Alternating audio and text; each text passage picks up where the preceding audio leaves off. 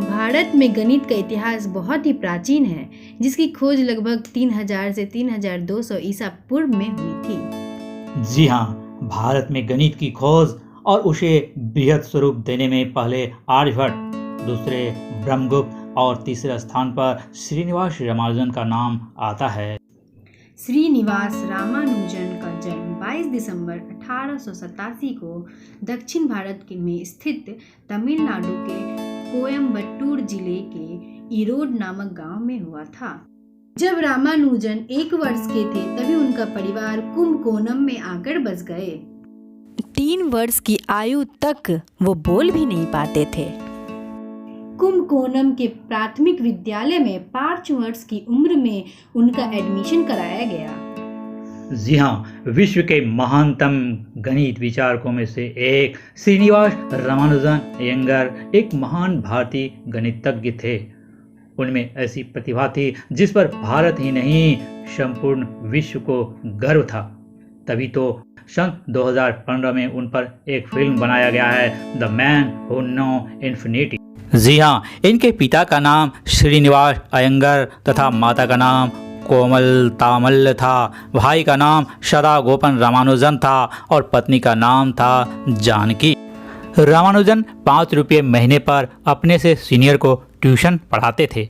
बाद में ये अपने परिवार को चलाने के लिए एवं अपने शोध को आगे बढ़ाने के लिए तत्कालीन मद्रास अब चेन्नई के एक deputy collector Shri V Ramaswamy Iyer के पास 25 रुपये मासिक पर कलर की नौकरी किए थे। महज 13 वर्ष की उम्र में ही वह ट्रिगोनोमेट्री के विशेषज्ञ एस.एल. लोनी के पुस्तक को पारंगत कर चुके थे। बालक रामानुजन की बुद्धि उतनी कुशाग्र नहीं थी, किंतु बचपन में उन्हें कई कठिनाइयों का सामना करना पड़ा। जी हाँ, श्रीनिवास रामानुजन वे 2 घंटे के गणित के पेपर को महज 1 घंटे में ही पूरा कर लेते थे।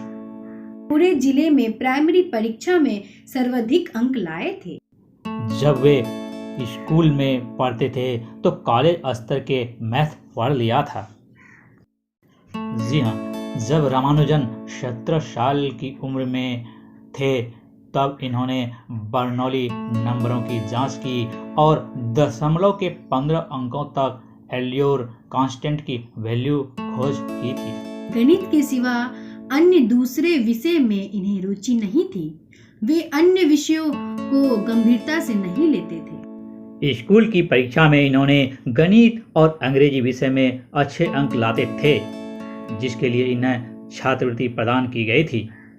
उनका ध्यान हमेशा गणित में रहता था, इस कारण वे और विषयों में फेल हो गए और उनकी स्कॉलरशिप छीन ली गई। गणित विषय में अत्यधिक रुचि होने के कारण उन्होंने अन्य विषय पढ़ना छोड़ दिया था। दूसरे विषयों की कक्षाओं में भी गणित ही पढ़ते थे। इसका परिणाम यह हुआ कि 11वीं में गणित में पास हुए, अन्य सभी विषय में फेल हो गए। सन 1907 में 12वीं में प्राइवेट परीक्षा दी, जिसमें वे फिर से फेल हो गए। इसके बाद उनकी प्रारंभिक शिक्षा समाप्त हो गई। धर्मशास्त्रों से उनका बचपन से ही बहुत लगाव था। उनका व्यक्तित्व सरल और सौम्य था। उनके शिक्षक तथा दोस्त उनसे बहुत प्रभावित थे। 22 वर्ष की उम्र में ही रामानुजन का विवाह उनसे 10 साल छोटी जानकी से हुआ। सन 1918 में 31 वर्ष की उम्र में गणित के 120 सूत्र लिखे और अपनी शोध को अंग्रेजी प्रोफेसर G.H. हार्डी के पास भेजा। हार्डी इस शोध पत्र से काफ़ी प्रभावित हुए तथा कैम्ब्रिज यूनिवर्सिटी बुला लिया। सन 1918 में इन्हें ट्रिनिटी कॉलेज की सदस्यता प्रदान किया गया, जिसे प्राप्त करने वाले वह पहले भारतीय थे। गणित में 1729 को रामानुजन नंबर से जाना जाता है। भारत के तमिलनाडु राज्य में रामानुजन के जन्म दिवस को IT दिवस और भारत में नेशनल मैथमेटिक्स डे के रूप में मनाते हैं। इन्हें मैन हू न्यू इन्फिनिटी कहा जाता है। सन 2014 में इनके जीवन पर तमिल फिल्म रामानुजन का जीवन बनाई गई है। जिस समय रामानुजन बीमारी के कारण इंग्लैंड के अस्पताल में भर्ती थे उस समय उनसे मिलने महान ब्रिटिश गणितज्ञ G.H. हार्डी आए। वह जिस टैक्सी से आए थे उस टैक्सी का नंबर भी 1729 था। G.H. हार्डी ने कहा कि वह 1729 नंबर के कैब से आए हैं जो बहुत ही बोरिंग नंबर है।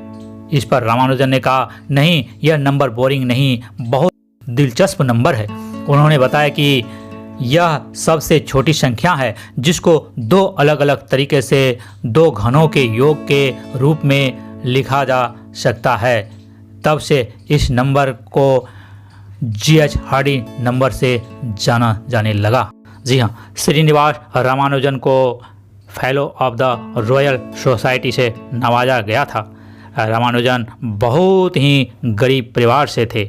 उनके पास कागज के पैसे नहीं थे, अतः स्लेट पर लिखते थे। इनका प्रारंभिक जीवन बहुत दुख और कष्ट से भरा था। रामगिरी देवी इष्ट देवी पर इनका अटूट विश्वास था।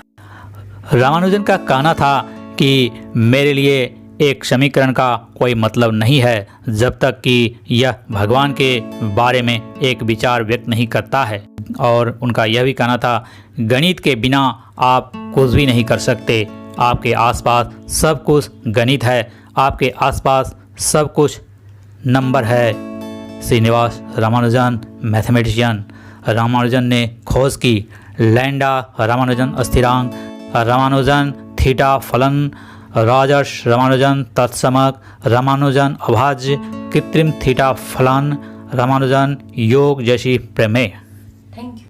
33 वर्ष की उम्र में दिनांक 26 अप्रैल 1920 को चेट्टपट चेन्नई तमिलनाडु के कुंभकोणम में अंतिम सांस ली। तब तक वह दुनिया को 3884 समीकरण दे चुके थे, जिसमें से कई तो आज भी अनसुलझी है। उनकी मृत्यु के बाद उनके द्वारा लिखे गए 3 किताबें देखने को मिलती हैं। नोटबुक 1 में 351 पेज 16 अध्याय हैं, नोटबुक 2 में 256 पेज 21 अध्याय और नोटबुक 3 में 33 पेज थे। अगर वीडियो अच्छा लगे तो कृपया लाइक करें, चैनल को सब्सक्राइब करें और शेयर भी करें और कमेंट करना तो ना ही भूलें।